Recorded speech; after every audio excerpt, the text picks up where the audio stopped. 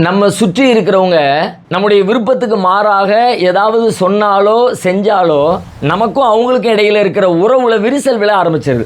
நம்முடைய மனம் அவர்களை நமக்கு எதிரானவர்களைப் போல கற்பனை செய்ய ஆரம்பிச்சிருது. உண்மையில் நம்முடைய விருப்பத்திற்கு மாறாக நடத்தல் என்பது நமக்கு எதிரானவர்கள் என்பதற்கான அர்த்தமா?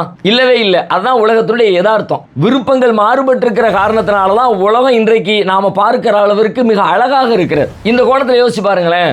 நாம நம்முடைய வாழ்க்கையில எப்படி இருக்கணும்னு விரும்புகிறோமோ அப்படித்தான் நம்முடைய வாழ்க்கை அமைஞ்சிருக்கிறதா? நம்முடைய விருப்பத்தின்படி நாமே வாழ முடியாது என்கிற பொழுது நம்முடைய விருப்பத்தின்படி நம்மை சுற்றி இருக்கிறவர்கள் எல்லாம் வாழ வேண்டும் என்று எதிர்பார்ப்பது எந்த அடிப்படையில் நியாயமானது? அதற்கு தான் அருள்முறை குர்ஆன் நமக்கு வழிகாட்டுகிறது. வஸ்பிர் அலாமா யகூலூன் வஹ்ஜுர்ஹும் ஹஜ்ரன் ஜமீலா.